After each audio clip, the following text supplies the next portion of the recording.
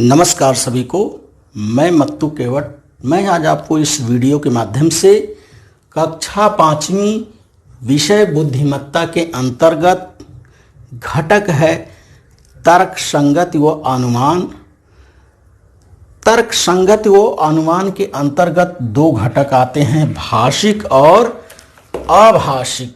तो मैं यहाँ आपको इस वीडियो के माध्यम से अभाषिक के बारे में जानकारी देने वाला हूँ। इसके पूर्व वाले वीडियो में भी आपने अभाषिक और भाषिक के बारे में परिचय प्राप्त किया है, तो फिर से एक बार देखिए कि अभाषिक में किस तरह के प्रश्न आते हैं।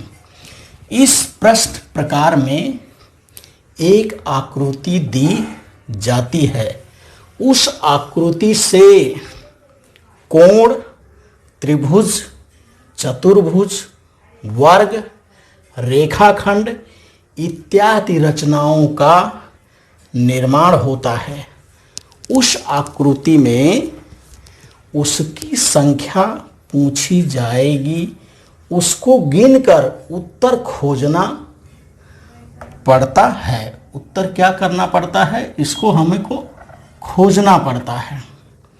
अर्थात इसमें दिया क्या गया है, इसको फिर से एक बार आप ध्यान से देखिए कि ये भाषिक जो प्रश्न है, अभाषिक जो प्रश्न है, इस प्रश्न प्रकार में आकृति दी जाती है। कोण रहता है, त्रिभुज रहता है, चतुर्भुज रहता है, वर्ग रहता है, रेखाखंड रहता है। इस तरह की आकृतियां दी जाती हैं और उस आकृतियों में उसकी संख्या पूछी जाती है और उसको गिन करके हमको क्या करना पड़ता है, उत्तर पर्याय में से चुन करके उस संख्या को हमें लिखना पड़ता है। जैसे रेखाखंड दिया गया है या त्रिभुज दिया गया है तो उसमें कई त्रिभुज बने हैं, आयत दिया गया है उसके अंदर कई आयत बने हुए हैं, वर्ग है तो उसमें कई वर्ग बने हुए हैं। तो उसमें पूछता है कि आप इसमें बताइए इसमें कितने वर्ग हैं, कितने रेखाखंड है, कितने त्रिभुज हैं या कितने कोण है। तो इस तरह के प्रश्न, या कितने चतुर्भुज हैं। तो इस तरह के प्रश्न जो है इस आभाषिक प्रश्न के अंतर्गत कक्षा 5वीं बुद्धिमत्ता के प्रश्न पत्र में आता है। तो आइए देखिए कि प्रश्न किस तरह से हैं और उसे हम किस तरह से हल करेंगे। बुद्धिमत्ता के अंतर्गत आभाषिक में प्रश्न पहला है, देखिए प्रश्न पहला है, निम्न आकृति में कितने रेखाखंड हैं। ये जो आकृति दी गई है, एक रेखाखंड ये दिया गया है बच्चों। अब इस रेखाखंड में देखिए कई जगह निशान लगाया गया है और इसमें पूछ रहा है कि इसमें कितने रेखाखंड हैं। तो ध्यान से देखिए इसमें कितने रेखाखंड है, यही पूछ रहा है। और पर्याय यहाँ दिया गया है आपको, उत्तर पर्याय है। देखिए उत्तर में पहला पर्याय क्रमांक 7 है, दूसरे क्रमांक पर 28 है, तीसरे उत्तर पर्याय क्रमांक पर 9 है और चौथे पे 36 है। 7, 28, 9, 36 ये चार पर्यायों में से कोई एक उत्तर जो है सही है। तो हमें ध्यान से देखना है कि इसमें कितने रेखाखंड है। तो इस तरह के जब सवाल आता है तो इसको हल करने के लिए आपको करना क्या है, रेखा की ओर का भाग छोड़ करके, जो रेखा के ये तीर का निशान जो दिया गया है, ये दोनों तरफ के, इस तरफ और इस तरफ के भाग को हमको क्या करना है, छोड़ देना है। रेखा की ओर के भाग को छोड़ करके मध्य में स्थित रेखाखंड में हमको क्या करना रहता है, क्रमांक डाल करके इसको जोड़ना रहता है। तो इसको हम सही रेखाखंड प्राप्त करने के लिए हमें करना क्या है, रेखा की ओर का ये जो इस तरफ का भाग है और इस तरफ का भाग है, इसको हम पहले छोड़ देते हैं। ये इसको छोड़ देंगे और इसको छोड़ देंगे और इसके मध्य में जो रेखाखंड दिया गया है इसको हम क्रमांक लिख लेंगे और वो क्रमांक लिख करके उसी को जब हम जोड़ेंगे तब हमें पता चल जाएगा कि इसके अंतर्गत कितने रेखाखंड हैं। ऐसे जोड़ने पर नहीं पता चलेगा, ऐसे जोड़ेंगे तो 1, 2, 3, 4, 5, 6, 7 7 रेखाखंड, ये 7 गलत है उत्तर। तो देखिए इस सवाल को हल करने के लिए आपने यहाँ क्रमांक डाल देना है, A1 2 3 4 5 6 7, अर्थात इसमें देखिए 7 रेखाखंड दिखाई दे रहा है। तो हमें सही उत्तर प्राप्त करने के लिए करना क्या है, ये जो 7 रेखाखंड 7 क्रमांक हमने डाला, इसको 1 धन 2 धन 3 धन 4 धन 5 धन 6 और धन 7, इस तरह से हमें करना क्या है, इन क्रमांक को सबको हमको जोड़ लेना है, योग करना है इसका। अब देखिए हम इसको जोड़ते हैं तो हमें प्राप्त हो जाएगा कि कितने रेखाखंड हैं। 7 6 13 हो गया, 13 5 18 हो गया, और 18 4 22 हो गया, 22 3 25 हो गया, 25 3 25 26 27 28 हो गया, अर्थात इसके अंतर्गत 28 रेखाखंड हैं। कितने रेखाखंड हैं, इसको हमें सही से जोड़ना, योग करना है। और हमें इसमें पता चला कि पर्याय क्रमांक 2 पर देखिए यहाँ 28 है। एक क्रमांक जो हमने रेखाखंड में क्रमांक डाला है, क्रमांक को डाल करके हम जोड़ लेंगे, इसको जोड़ेंगे जब, तो जोड़ने पर हमें देखिए 28 प्राप्त हो रहा है, अर्थात इसके अंतर्गत 28 रेखाखंड हैं। तो 28 पर्याय क्रमांक 2 पर है। तो उत्तर पत्रिका में हमें पर्याय क्रमांक 2 पर इस तरह से जो गोल दिया रहता है, तो उसको हमें रंगना रहता है, इस तरह से काले या नीले पेन से गोले को हमें सही से रंगना है। तो जब रेखाखंड आए तो हमें करना क्या है, इसको फिर से ध्यान से देखिए। रेखा की ओर का जो भाग है, ये तीर के निशान वाला, इस तरफ का हमको छोड़ देना है, और उसके मध्य में जो स्थित रेखाखंड है, इसको हमें क्रमांक लिख लेना है। हमने क्रमांक लिख लिया 1 2 3 4 5 6 7। तो इस तरह से 1 2 3, इनको हमने धन का निशान लगा दिया और इसका हमने योगफल किया, जोड़ दिया। जोड़ने पे हमें 28 प्राप्त हो रहा है, अर्थात इसमें 28 रेखाखंड हैं। तो जब इस तरह की सवाल परीक्षा में आती है तो आपको इसी विधि से रेखाखंडों की संख्या को आपको प्राप्त करना होता है। क्या करना है कि मध्य में स्थित रेखाखंड के क्रमांक डाल करके उसको आप जोड़ लीजिए। जोड़ने के बाद आपको पता चल जाएगा कि इसके अंतर्गत कितने रेखाखंड हैं। अब हाशिक के अंतर्गत प्रश्न क्रमांक 2 देखिए। दी गई आकृति में कोणों की संख्या कितनी है। ये जो आकृति दी गई है और इसमें पूछ रहा है, देखिए कोण बने हुए हैं, तो इसमें पूछ रहा है कि कोणों की संख्या आप बताइए। अब उत्तर पर्याय क्रमांक देखिए, पहले पर्याय क्रमांक पर 10 है, दूसरे पर्याय क्रमांक पर 4 है, और तीसरे पर्याय क्रमांक पर 7 है, और चौथे पर्याय क्रमांक पर 5 है। तो हमें इस सवाल को ध्यान से देखना है और गिनना है। इसमें गिन करके हमको कोण बताना है कि कोणों की संख्या कितनी है।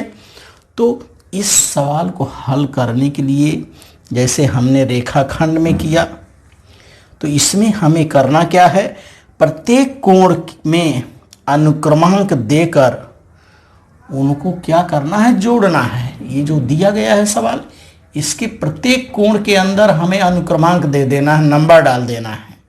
इसको हल करते समय हमें नंबर डाल देना है। जैसे हमने नंबर डाल दिया 1 2 3 और 4, ये 4 अनुक्रमांक दिया हमने। उसके बाद हमें करना क्या है, 1 धन 2 धन 3 धन 4, इसको हमें जोड़ना है। इसको हम जोड़ेंगे तो 4 3 7, 7 2 9, 9 1 10, अर्थात इस आकृति के अंतर 10 कोण हैं। कितने कोण हैं? 10 कोण हैं। तो अब हम उत्तर में देखते हैं। पर्याय क्रमांक 1 पर 10 है, 2 पे 4 है, 3 पे 7 है, 4 पे 5 है, अर्थात पर्याय क्रमांक 1 जो है इसका ये सही उत्तर है कि ये जो आकृति दी गई है कोणों की, इसमें जो है 10 कोण हैं। तो हमें ऐसे सवालों को हल करते समय हमें करना क्या है? दिए गए प्रत्येक कोण में, ये जो कोण है इसके प्रत्येक कोण में हमें क्या करना है? अनुक्रमांक लिख लेना है। जैसे हमने लिखा 1 2 3 4, तो प्रत्येक कोण में अनुक्रमांक दे करके और उस अनुक्रमांक को हमें क्या करना रहता है? जोड़ना रहता है। तो हमने अनुक्रमांक यहाँ दिया 1 धन 2 धन 3 धन 4, तो 1 धन 2 धन 3 धन 4 को जोड़ने पर 10 आता है। तो हमें इससे पता चल गया कि इस आकृति के अंतर्गत 10 कोण है। तो पर्याय क्रमांक पहला जो है ये सही उत्तर है कि इसमें कोणों की संख्या 10 है। तर्क संगत व अनुमान के आभाषिक के अंतर्गत प्रश्न 3 देखिए क्या है? दी गई आकृति में आयतों की संख्या कितनी है? अर्थात ये जो आकृति दी गई है इसमें कितने आयत हैं, आयतों की संख्या कितनी है, ये हमें क्या करना है? खोजना है, ढूंढना है, गिन करके उसका उत्तर लिखना है। तो पहला उत्तर पर्याय क्रमांक पर है 90, पहले पर्याय क्रमांक पर 60 है, दूसरे पर्याय क्रमांक पर 90 है, तीसरे पर्याय क्रमांक पर 45 है और चौथे पर्याय क्रमांक पर 30 है। तो इन 4 पर्यायों में से कोई एक उत्तर सही है। तो ऐसे सवालों को हल करते समय हमें वही विधि को अपनाना है। हमें क्या करना है? आड़े और खड़े पहले हमें अनुक्रमांक लिख लेना है। आयत को पहले हमने इस तरफ से और इस तरफ से, दोनों तरफ से, ऊपर और नीचे, आड़े और खड़े हमें अनुक्रमांक डाल करके उनका गुणन यहाँ करना होगा। जैसे हमने देखिए मैंने यहाँ अनुक्रमांक लिख दिया, यहाँ से देखिए 1 2 3 4 और ये 5 हो गया। इसी तरह से मैंने इस तरफ से भी अनुक्रमांक लिख दिया 1 2 और 3। अब करना क्या है? इस अनुक्रमांक को हमें जोड़ना है और इसको भी जोड़ना है, जोड़ करके दोनों का हमें गुणन करना रहता है। तो देखिए ये अनुक्रमांक मैंने यहाँ ले लिया, 1 धन 2 धन 3 धन 4 और धन 5, 5 4 9 हो गया, 9 10 11 12 13 14, ये 15 हो गया। इसका योग 15 हो रहा है। और इस तरफ से देखिए इसका योग कितना हो रहा है? 1 धन 2 धन 3, 3 2 5 1 6 हो जा रहा है। तो अब हमें करना क्या है? ये 15 और 6 का हमें यहाँ गुणा करना होगा। 15 का हमने क्या किया?